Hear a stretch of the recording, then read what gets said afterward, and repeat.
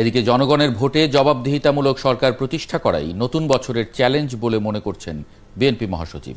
এজন্য সংসদ ভেঙে দিয়ে নির্দলীয় সরকারের অধীনে নির্বাচনের দাবি আদায়ে আন্দোলনের প্রস্তুতি নেওয়ার আহ্বান জানান তিনি। একাদশ জাতীয় সংসদ নির্বাচনের দিনটিকে গণতন্ত্র হত্যা দিবস হিসাবে পালনের সমাবেশে তিনি এই আহ্বান জানান। শফিক আহমেদের রিপোর্ট। পুলিশের লাঠিপেটা উপেক্ষা করে রাজধানীর বিভিন্ন এলাকা থেকে জাতীয় প্রেস ক্লাবের সামনে গণতন্ত্র হত্যা দিবস পালনের সমাবেশে আসেন বিএনপির নেতাকর্মীরা। বিএনপির নেতাদের অভিযোগ, 2018 সালের 30 ডিসেম্বর কোনো নির্বাচনই হয়নি। আগের রাতেই প্রশাসন ও নির্বাচন কমিশনের সহযোগিতায় ব্যালট বাক্স ভর্তি করেছে আওয়ামী লীগের ক্যাডার বাহিনী। জনগণের ক্ষমতা ছিনতাইয়ের দিনে যারা বলে জনগণের হাতে ক্ষমতা, এরা দেশের সঙ্গে রসিকতা করে। জনগণের ভোট সফলভাবে চুরি করতে পেরেছেন, জনগণের ভোটাধিকার সফলভাবে কেড়ে নিতে পেরেছেন, এর মধ্যেই ওনারা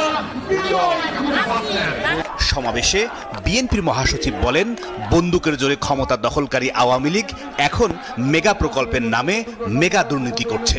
করোনা কালেও মানুষের কল্যাণে কোনো কাজ করেনি সরকার। আজকের দিনটি হচ্ছে বাংলাদেশের রাজনৈতিক ইতিহাসের সবচেয়ে কলঙ্কময় কলুষিত একটা দিন।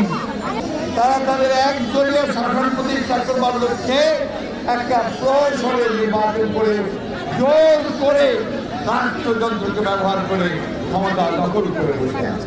মুক্তিযুদ্ধের মূল চেতনা, সুশাসন, গণতন্ত্র ও ভোটাধিকার পুনঃপ্রতিষ্ঠার আন্দোলন সফল করতে সকল রাজনৈতিক দলকে ঐক্যবদ্ধ হওয়ার আহ্বান জানান বিএনপির মহাসচিব। এই সরকার আজকে মানুষগুলোর শ্বাসরুদ্ধ করে একটা অস্বস্তিকর পরিবেশ সৃষ্টি করেছে। বন্ধুগণ, এর থেকে আমাদের মুক্তি পেতে হবে। এই বছর শেষ হচ্ছে, আগামী বছরে এই স্বৈরতান্ত্রিক সরকার, এক নায়কতান্ত্রিক সরকারকে সরিয়ে সত্যিকার অর্থে জনগণের একটি সরকার আমরা প্রতিষ্ঠা করব। জনগণের নির্বাচনের মধ্য দিয়ে সেই লক্ষ্যে আমরা সবাই ঐক্যবদ্ধ। মির্জা ফখরুল ইসলাম আলমগীর বলেন, দলীয় সরকারের অধীনে সুষ্ঠু নির্বাচন হয় না, তা 2018 সালের নির্বাচনেই প্রমাণিত হয়েছে।